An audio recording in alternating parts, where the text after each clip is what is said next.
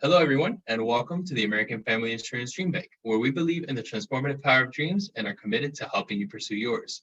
My name is Eric Lopez, and today I'd love to introduce you to Joey Donovan Guido. Joey has been practicing mindfulness and meditation for years and is a longtime student on the subjects of self-care, the brain, psychology, spirituality, and the relationships, including relationships and what we have with ourselves. Nearly 5 years ago, Joey's desire to dig deeper into these practices increased when his wife became sick with a severe case of fibromyalgia. In a very short time, work and home life were turned upside down, and the importance of self-care became increasingly clear. As anxiety, fear, worry, and exhaustion began to engulf him, Joey realized that self-care is not selfish. It's a necessity in order to maintain one's mental, physical, emotional, and spiritual health, and effectively serve others. These experiences have led Joey to begin hosting a podcast called Getting Under the Surface, Guts, as well as other workshops like the one that you're participating in today. His goal is to share his experiences and what he's learned in order to help others on their path. So now, without further ado, I'll go ahead and pass it over to you, Joey. Thank you, Eric. And thank you, everybody, for tuning in today and joining us. So first, I'm just going to start off with a nice deep breath.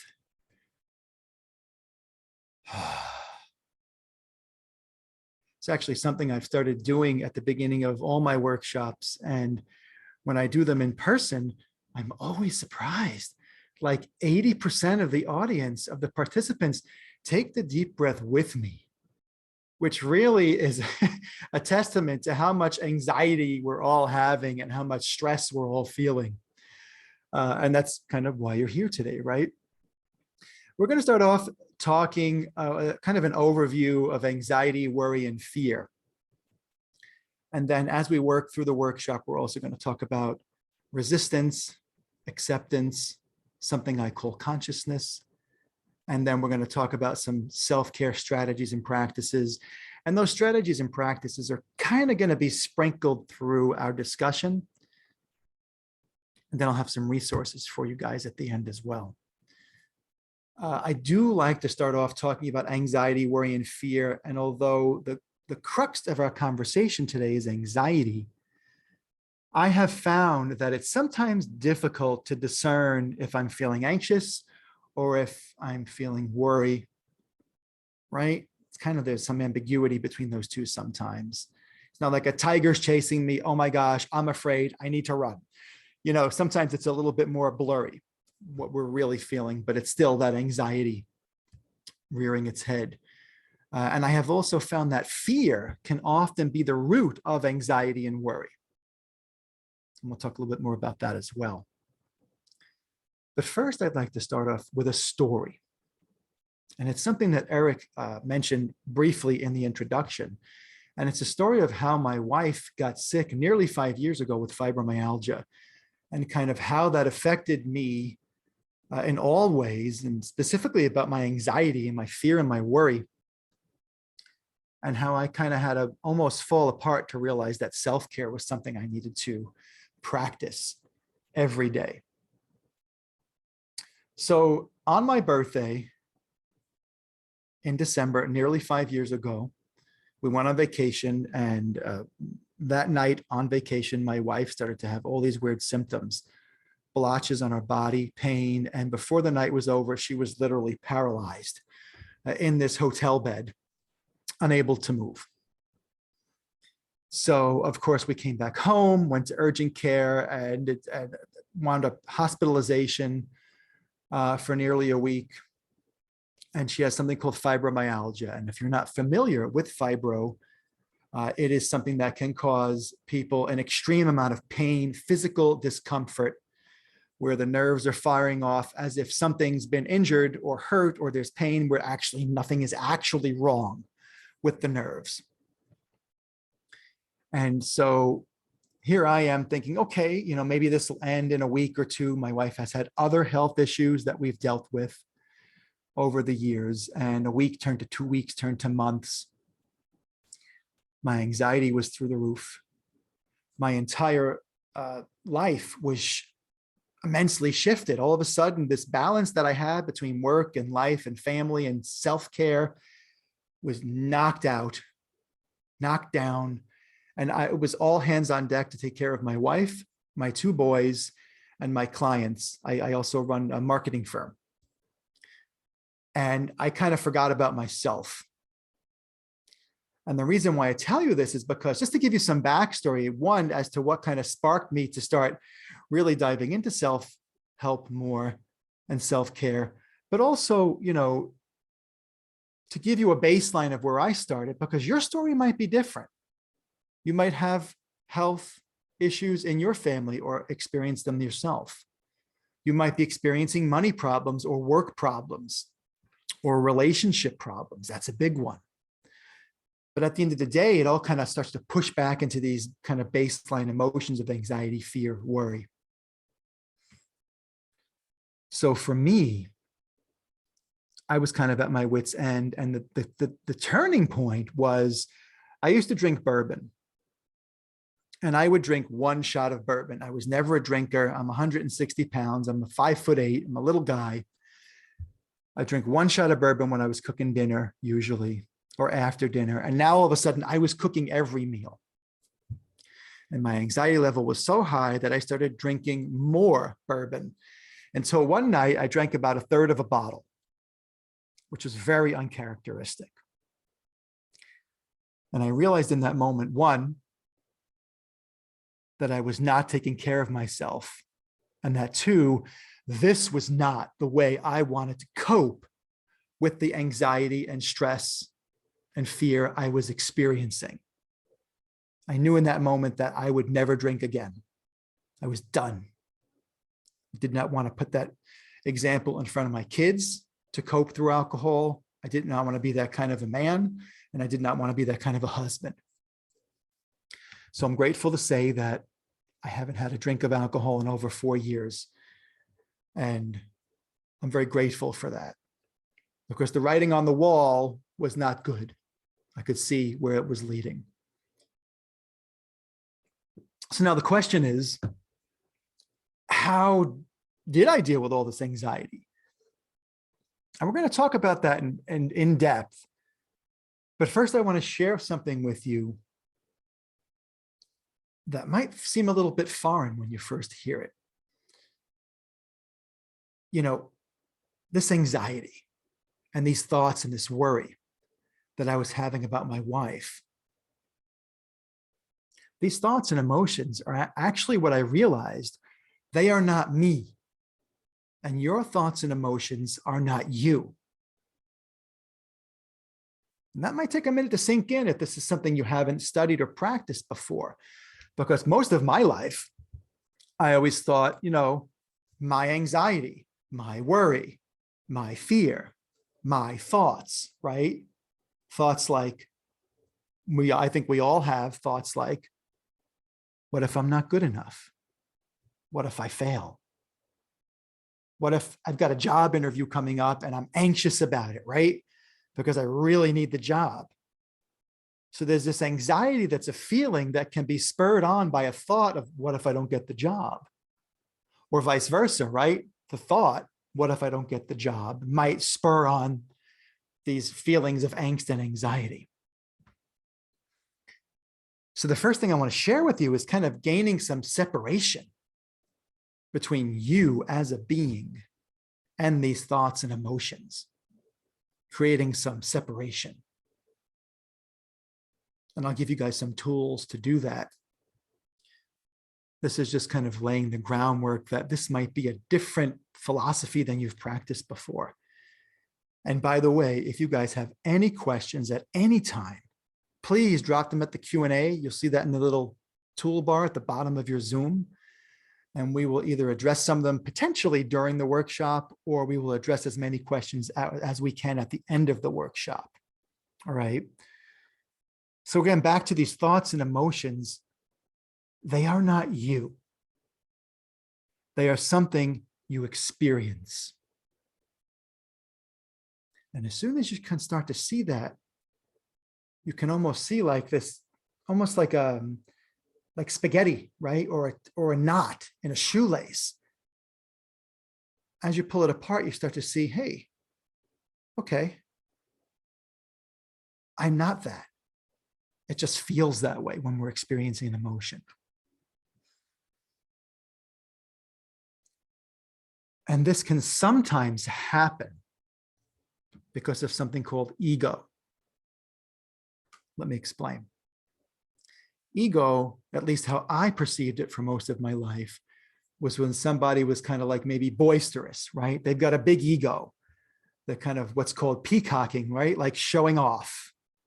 I'm the goat, you know, that kind of a mentality, right?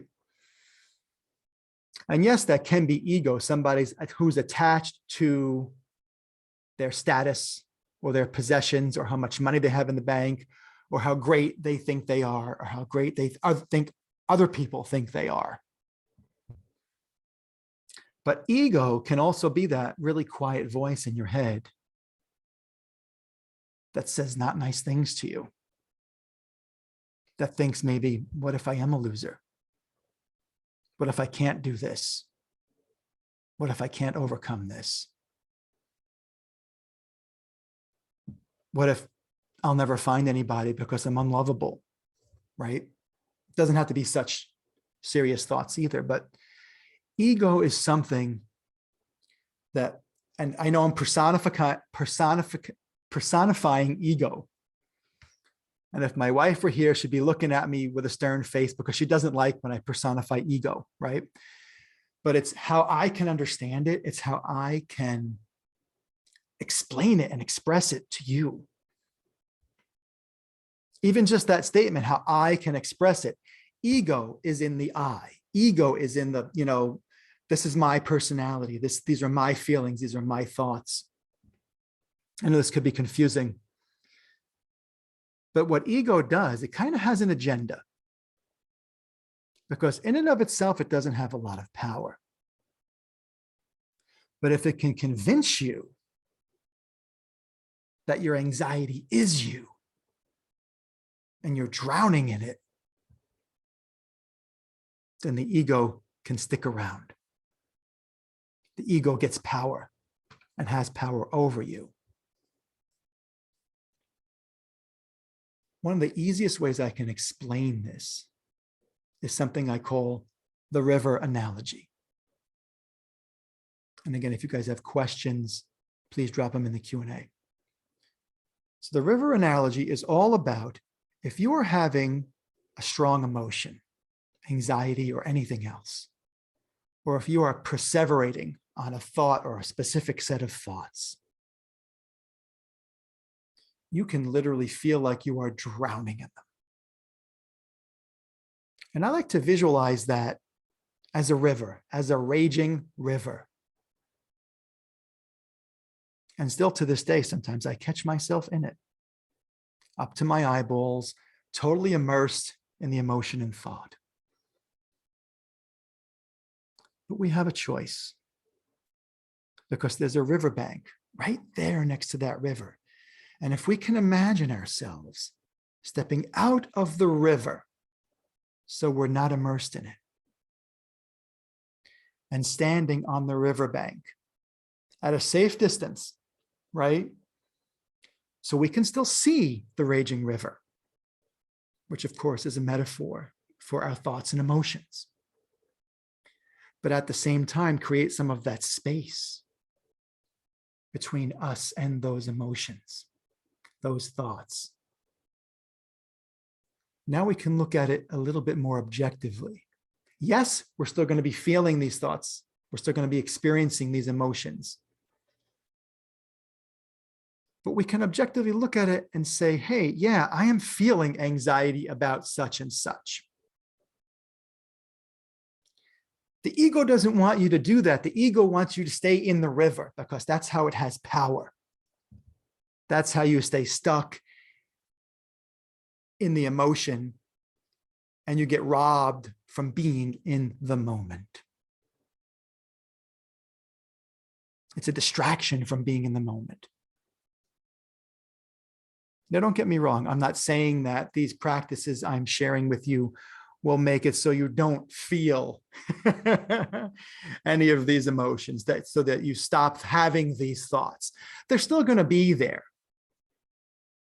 It's more about being able to manage them in a way that they're not so overwhelming. Okay. So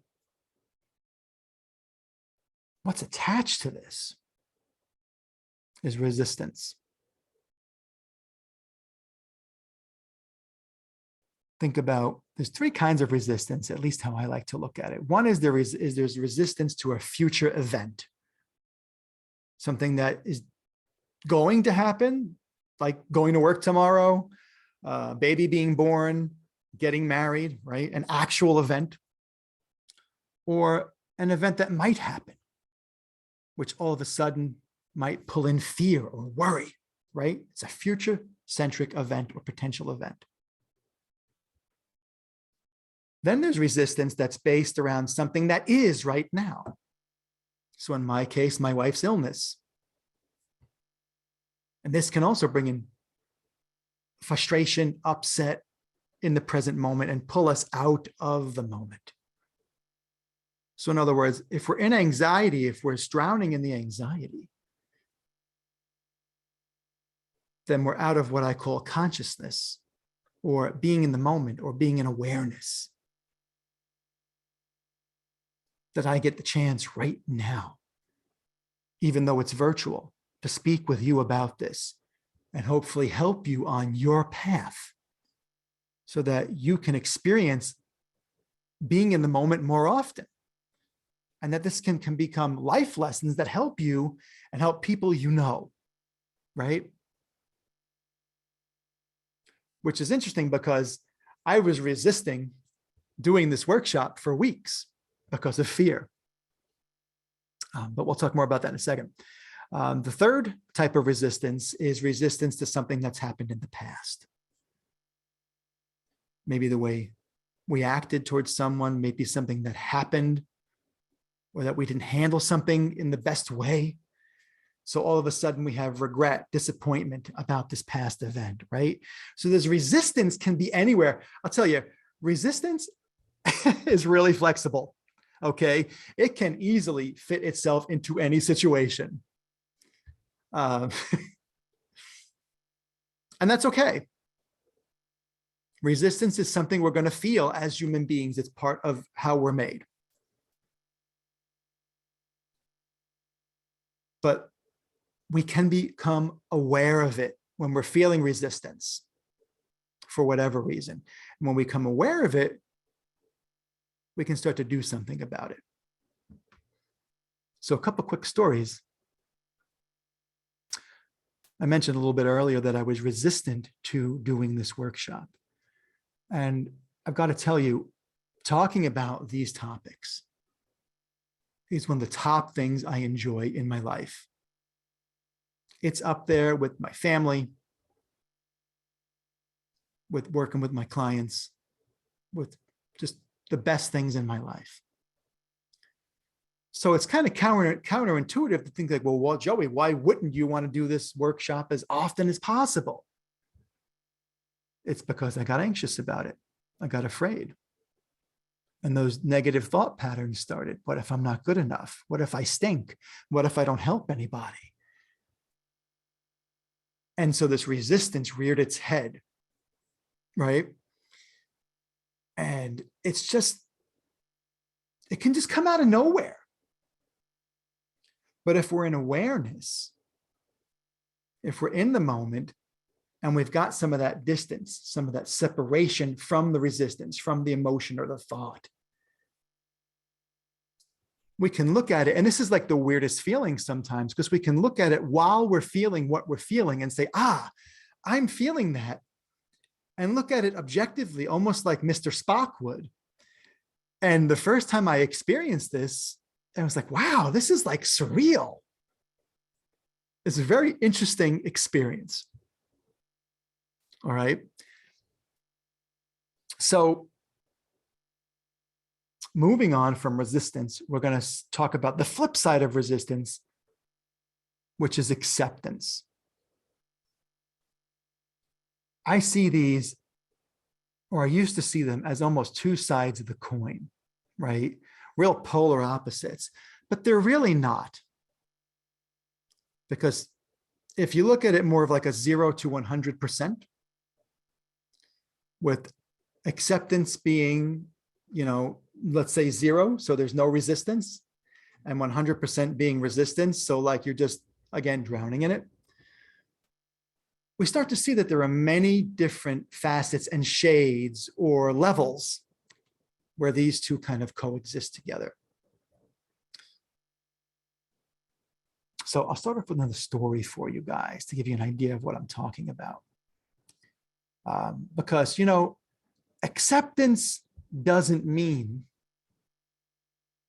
that you sit there and say, all right, oh, well, nothing I can do about this. I better just accept it. I give up. That is not the kind of acceptance I am working with, that I am sharing. And I had a problem with this for a while because I had trouble kind of feeling good about accepting something, because it almost felt like defeat, right?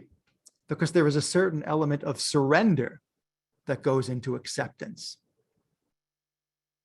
But the way I like to define acceptance is that it is acceptance of what is right now. And what I like about that is it's very empowering. It almost has hope attached to it. Because let's face it, in life, nothing stays the same. Nothing is permanent, right? Life itself is not permanent. We're born, we leave this earth, and depending on what you believe, maybe we're reincarnated, maybe we're hanging out somewhere else as energy. But this life in this body is not permanent. Jobs, relationships can come and go. Some of them last a long time. So acceptance of what is right now means, okay, I'm going to accept what's happening right now, like my wife's illness, as best as possible. Do I still have resistance to the disease? Absolutely. Do I vacillate between different percentages of acceptance? Absolutely. And this brings up the story I promised you guys a couple of minutes ago, which I call the flat tire analogy. And it has everything to do with acceptance and resistance. So imagine for a moment driving along your neighborhood, and all of a sudden you've got a flat tire. Now you can resist that flat tire for the rest of your life till your last breath. But resisting that flat tire will not change the situation. Okay? But there are things that can be done to change the situation, right? Change the tire, call AAA, call a tow truck. If for some reason you don't have a jack or whatever, or you're not able to change the tire yourself, maybe you have a health condition that just makes it impossible. So you can resist this flat tire forever, or you can say, yes, I have a flat tire. Yes, I'm pissed off about it. I'm not happy. And what can I do about it? I call this the yes and philosophy. Yes, I'm anxious about that job interview. Yes, I'm anxious about money. And what can I do about it?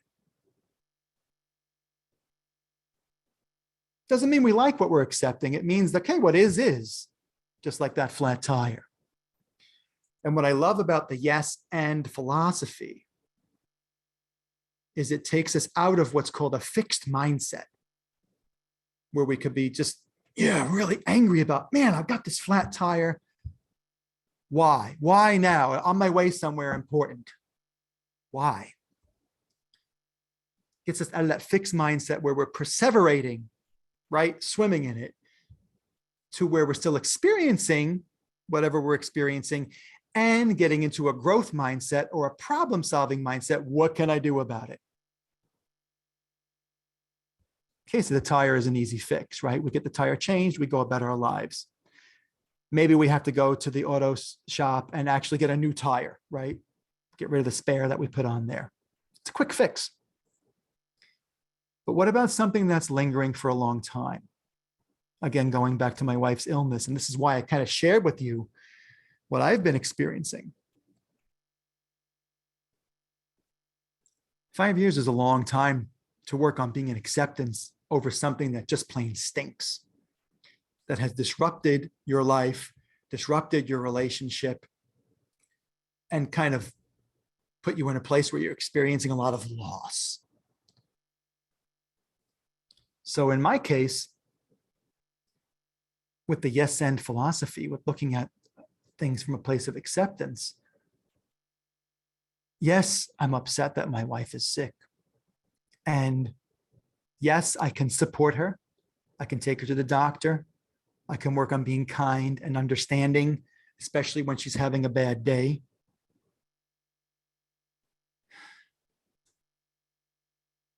But I can't fix it.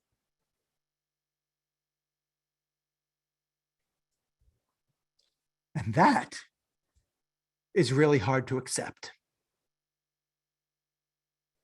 And that's why I mentioned where it's not all or nothing with resistance and acceptance, right? And this is where creating that separation comes in. I'm pretty upset that I can't fix it, right? But if I create a little distance between my feelings and myself, at least I can look at it and say, all right, you know what? I am doing these other things. It doesn't take away the upset, but it helps me be in a better place. It's almost like, kind of a silly example. It's almost like if you got a really stinky garbage in the garage, okay? And if you go out to throw the garbage, a new bag of garbage, and you stand there and you take a deep breath, oh, man, it stinks, right? But if you go back in the house and close the door or walk 10 feet away from the garbage, all of a sudden, maybe you can't even smell it at all, or the smell is much more bearable, right? So that's a real good visual. Sorry. Okay. So acceptance of what is right now. And I just do want to reiterate that the goal is not to remove, ignore, diminish, or demean what you're feeling. Doesn't matter what it is. Anxiety, fear, worry, anger, depression, sadness. These are all valid emotions that you are experiencing. Yes, they are valid emotions. And is there something you can do about it? Right? Maybe it's, and we're going to talk about that, right? Because that comes into self-care. I just want to make sure that you understand that from my point of view and my understanding and my belief system, that your feelings are valid. They are valid feelings. Your thoughts are valid. They're just not you. So one of the most consistent, easiest ways to move yourself into a place of awareness to help create that separation is your breath. Now, the challenge with your breath is that when we are experiencing strong emotions, at least some of them, the breath is one of the first things that gets affected. It becomes more shallow. You might start to breathe more quickly and more shallowly, right? And this starts to affect a certain part of the brain, really like within the limbic system, the fight or flight. And that changes the chemical consistency or the chemical makeup of our blood. And it starts to give certain signals to our brain. So all of a sudden, we start to feel anxious. We start to breathe more shallow. And that perpetuates the anxiety, which perpetuates the shallow breathing, and so on. It becomes a cycle, right? And we're drowning in it. And this is a fact. And on my podcast, Getting Under the Surface, I actually spoke with a colleague of mine, Mark Brady, who's a brain expert. And we did a 2-part series on this very topic. So the thing is, you have control. You have a way of affecting this cycle. And it's being mindful of taking deep, slow breaths in and out. And what this does is, just like those shallow breaths release certain chemicals into your bloodstream, the slow breaths actually start to change the chemical makeup in a way where it starts to bring in things like endorphins, and it starts to calm your body and your mind. And so you might still be feeling anxious, but over time, just a few minutes, quite often, that anxiety will diminish. And this is why things like meditation and mindfulness and breathing exercises are so effective. They don't just affect the head, they affect the body as well. So the breath is like your go-to. And some of the teachers I study with, especially Eckhart Tolle, he's fantastic if you haven't heard of him. His name is Eckhart Tolle. He talks about doing this with the breath and how it's kind of a portal almost to the present moment. And it's beautiful and it works. And it's always there at your disposal. You can do it anywhere, on the train, at work, in a Zoom meeting. You know, if you're a loud breather, you can always mute yourself and nobody has to know what's going on, that you're calming, you're doing this practice, right? So a couple other things that you can do. They're a little bit more like visualization techniques. So if you're comfortable with that, great. If not, adopt it to whatever works for you. These are not written in stone. These are suggestions that you can take and make your own. So one thing that I will do sometimes is think of myself in a boat, right? Because the anxiety is kind of like a frenzy, right? It's like that raging river. So I imagine myself in a boat, and it's a safe boat and it's a stable boat, right?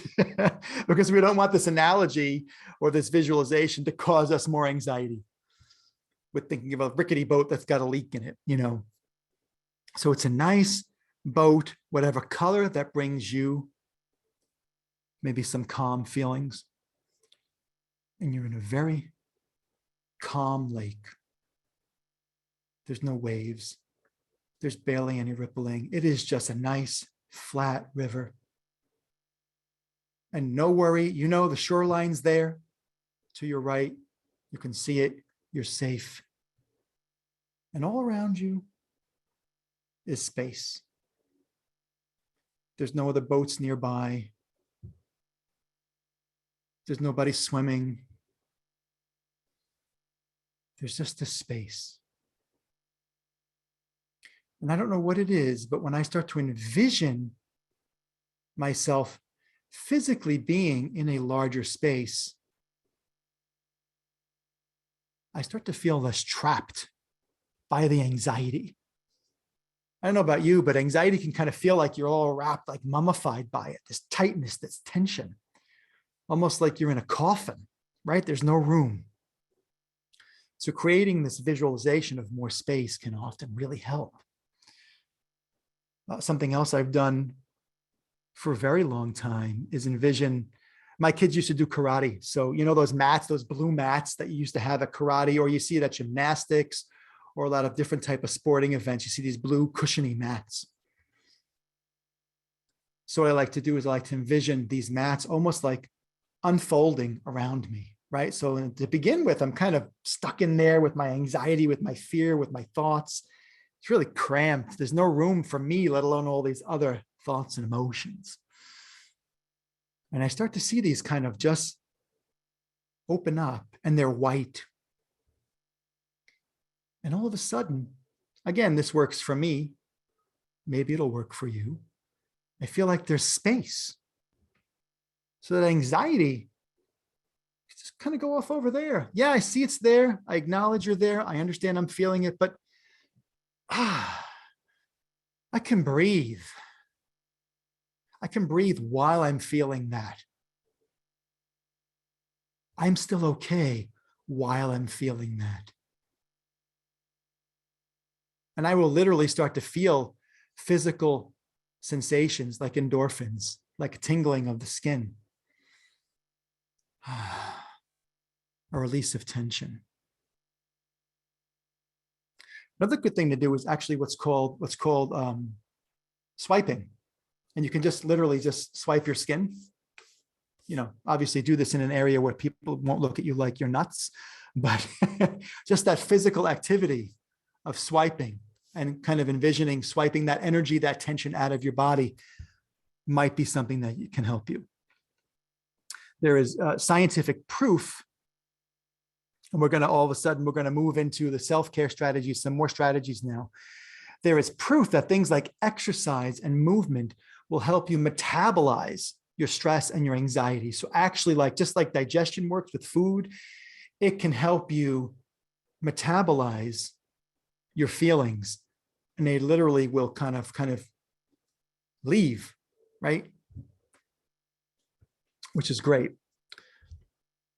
But in the last few minutes that we have, let's talk a little bit more in depth about what are some self-care strategies and practices that you can try that can help you with your anxiety. And you'll be surprised, they'll help you with a lot of other things in your life as well. We talked about breath, and breath to me is like, I always keep that in my metaphorical pocket, right? It's always there. I don't have to bring anything extra with me. I don't have to be in a special place, in the meditation room or on a run or whatever to utilize it. It's always there. And over time, it becomes more like, hey, let me breathe now. I'm feeling stressed. I'm feeling anxious. We also talked about making space. Making space is a term you'll hear. It's kind of a contemporary term for making room for yourself to breathe. And we talked about some of the ways you can do that. There are some tried and true things you can do as well. Exercise, meditation of any kind, could be mindfulness meditation, or it could be some other kind of meditation. There are breathing meditations out there. There's all kinds of stuff you can try. Therapy, psychotherapy, depending on how much you're suffering, you know, could be a good thing to try again. There's nothing to be ashamed of to reach out and seek support for your mental health. That is a good thing. That is a healthy thing. And that is something that I support, that I do myself. And there is no shame in that. Okay. So there's also things like a men's or a women's group, or depending on how you identify, you know, finding a group that identifies the same as you or similar to you, where you're in a safe space. Finding a group where there's going to be constructive conversation and support, and others helping you make space for yourself by making space for you. Body work, things like massage, can be excellent. That's another way to help release tension and to also help with the metabolization of the anxiety, the stress. Okay. I'll share with you what I do, but just be aware that these are just suggestions for you, because you've got to find, again, what works for you. Here's the thing. If you're doing some of these things already, that's fantastic. If you're not, you may be looking at like exercise and meditation. Whoa, resistance. already. Joey's not even done yet. You might be feeling resistance. That's normal. It's different. It's change. And all this worry or anxiety might come up like, well, what am I going to do? How am I going to fit this into my lifestyle, into my day? Maybe you don't like exercise. These are all normal reactions when you start to look at making these part of your lifestyle. So find what works for you. If you love to run, run. If you hate to run, try something different. So what do? I do something in the morning before I do anything else, before breakfast or anything. I do something called a HIIT program, HIIT. It's high intensity interval training. It takes me 15 minutes. It's good for my body. It clears my head. It's good for my health. And it helps me metabolize some of my stress and my anxiety. Then I meditate. I do different kinds of meditations. Sometimes I'll do mindfulness meditation. Sometimes I'll do breath meditation. It really depends on where I'm at and what I feel like doing. All right. I will also journal throughout the day. I've got these books. I don't have one on my desk, which is very surprising. They're called field notes. They're little books, and I write in them if I want to express how I'm feeling or just write down what's going on in the day.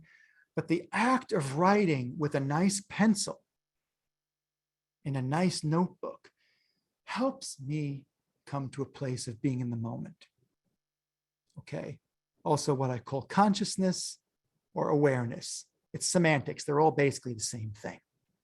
Being connected to that deeper self. That's not the ego that we talked about earlier. That deeper self that is what I like to call the eternal self, the never-ending self, right? Your true essence. So journaling does that for me. Walking, running. I have been going to therapy since my wife got sick. Yeah, I needed help coping with all the feelings that I was experiencing. And I did join a really good men's group that offered me great support as well. A couple other things, I started collecting stationery, which you might imagine me talking about notebooks and pencils. And I also have started collecting vinyl records with my older son. So hobbies. The thing is, though, we got to be careful with those hobbies because we don't want the hobby, like collecting something, to become a way of coping. Because a possession, getting something in the mail, yes, it might give you a quick endorphin hit, but ultimately it's not going to make you happy. It's not a long-term solution to the anxiety or whatever else you're feeling or thinking. Okay. So be careful with that. Be careful because there are such things as good habits, right? Exercising and meditating every day are good habits. Even those can be taken to extremes where it can become unhealthy, right? So just be aware of that. The ego, that part of yourself that doesn't want you to be in consciousness, will have you wanting more. In my case, more records, more notebooks. Again, create some separation so you can make a decision based in the moment, based in awareness, and not a reflex, what do they call them? A stress buy or a stress purchase. So there's some of the things I do every day. And I can tell a real difference from when I meditate and exercise in the morning and when I don't. Sometimes I'm doing the activities and I'm like, I don't feel any different, but I do. I promise you it works. And it doesn't have to be a lot of time. You can do it in 10, 20 minutes a day, exercise and meditate. It will make a difference. And as we wrap up, we got about a minute left of the presentation before we take questions. Again, get those questions in the Q&A. We're going to try to address as many as we can.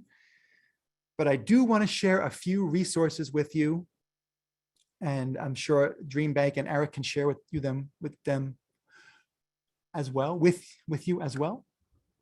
One is Eckhart Tolle. He is a speaker. He's got a website. He's got tons of stuff on YouTube. And he's got two books that are fantastic. One is called A New Earth. The other is called The Power of Now. If you can, get it on audiobook. I find it to be much more interesting and easier to dive into through an audiobook. And listen to A New Earth first. There's a gentleman named Michael Stone. Michael Stone does mindfulness meditation. A lot of his practices are based in Buddhism, but you don't have to be Buddhist or practice Buddhism to get value from him. The third person is Zig Ziglar.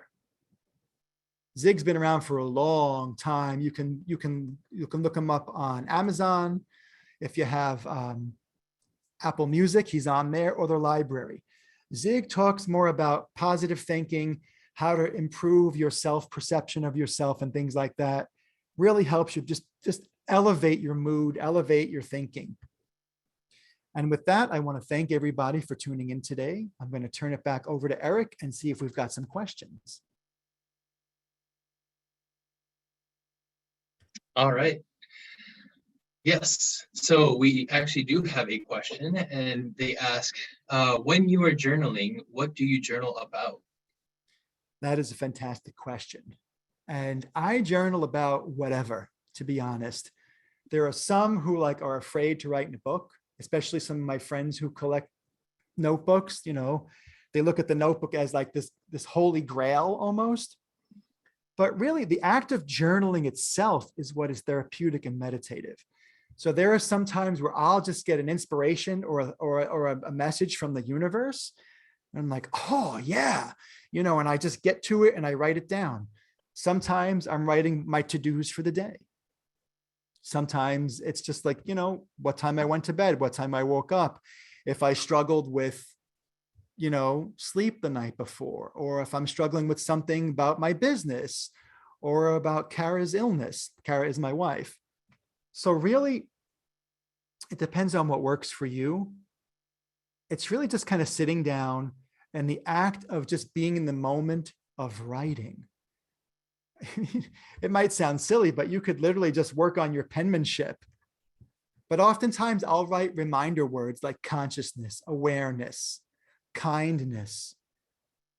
Because even though I have these practices, I still have trouble being kind to myself sometimes. And I'll write those words down and I might be like, yeah, I wasn't really kind to myself yesterday when this happened. And I might write about that. So yeah, sky's the limit, really, whatever comes up. Perfect. Thank you. Thank you for clarifying that. And I guess just, opening the book and taking the time is just effective in itself, right? Like putting in at least some effort a day, even if it is minimal sometimes, or sometimes you elaborate a lot. I can assume that, journaling has really helped a lot. Yes. And yeah, absolutely. It's very great. Thank you. And you're welcome. And it might not be for everybody. So that's the thing. If you try it and you feel like, it's not really my thing, give it a few tries. And if it's not, it's okay to let it go and try something different. And just, you'd be surprised that if it's a nice notebook with nice paper and a nice pencil. I'm a pencil collector. I'm a geek about these things. It makes a difference because in the physical world, the analog world, when you pick up that notebook or a stress ball, right? Or whatever, or that pencil, the act of picking it up, all of a sudden, the physicality of it comes in, just like breath or running or walking. And you get out of your head a little bit and start to be more in your body, which is then you're more in the moment. Definitely. So Karen actually asks, what is the deep self or true essence? Okay, I will give you my Cliff Notes answer to that. Disclaimer, I'm still figuring all this out myself. But for me, before my wife got sick, I was kind of on this path. But since then, I have seen a shift for myself. So that higher self that I'm talking about, or that being in consciousness, before I did this work, when I experienced emotion, those emotions, I felt they were me. That's all there was. my anxiety, my worry, my upset, my problem, my issues. And then what started to happen with the separation that we talked about, right? With this river analogy and the other things we spoke about today, I started to see myself. I'm really glad you asked this question. I think it was Karen, because it's something I wanted to bring up that I didn't. I started to see myself observing myself experiencing whatever I was experiencing. And in that separation, that's me being, to some degree, in consciousness, being the observer, even though I'm the person experiencing it at the same time. And then one day, I discovered this thing called what I call the super consciousness. And it was me observing myself, which is a really weird thing to say and to feel, but it's almost like a shift, you know? So like when I envision that, I'm almost like seeing myself in like this yogi position, you know, almost like floating above the scene of me observing myself in whatever struggle I'm experiencing in that moment. It's not an out-of-body experience, at least not for me. It's almost like a realization in that moment, like, okay, you know, this consciousness, this self that is consciousness, that I believe does not die when our bodies die, that's always there, is observing a scene, almost like in a movie. And there's almost like, you ever watch a movie and there's like commentary on the movie, and in this scene, Joey is really upset because of this. But it's still happening in the movie. The scene is still playing out and the actors are still doing their thing. So I hope that answers your question, at least to some degree. Thank you. Thank you for taking the time to answer that. I don't see any other questions, but I would like to read out some of the positive comments that we've gotten. So Sherry says, thank you, Joey and DreamBank. Sorry I was late, but I appreciate the time and was able to join. Another anonymous attendee, thank you so much. This was so helpful. And then Mary also says, thank you for sharing your story. It is really helpful to hear how others deal with stress, anxiety, and challenging life situations with those they love. So, you know, you told me before that your mission is to help people as much as possible, and I think that definitely has come across in this. Thank you. And then, so last one, I actually just scrolled down and I see here someone's asking, will we be getting a recording of this? And actually, you will be able to go on our YouTube channel this Friday. Usually by end of day, I am able to upload all our YouTube videos, or most of our YouTube videos, onto our channel. So if you go ahead and just subscribe and follow us, you can get notifications when we have different events posted. We do it once a week, every Friday. By Friday afternoon, we should have the event up and posted. And yeah, you can go ahead and see it there. I will also share the resources on that channel under the video description. So you guys can go ahead and refer to it again. Perfect. Now I'll go ahead and do a quick outro. So thank you all for staying here with us this long. Thank you, Joey, for this amazing session. And You're welcome. It was emotional and, you know, very from the heart. Thank you all who joined us and for tuning in today. We look forward to continuing to learn, grow, and dream together. You can learn more about our upcoming DreamBank events and content design with your dreams in mind at ampem.com/DreamBank. And by connecting with us once again on our social channels, we have Instagram, Facebook, YouTube, all of them. So we hope to see you there. And thank you so much.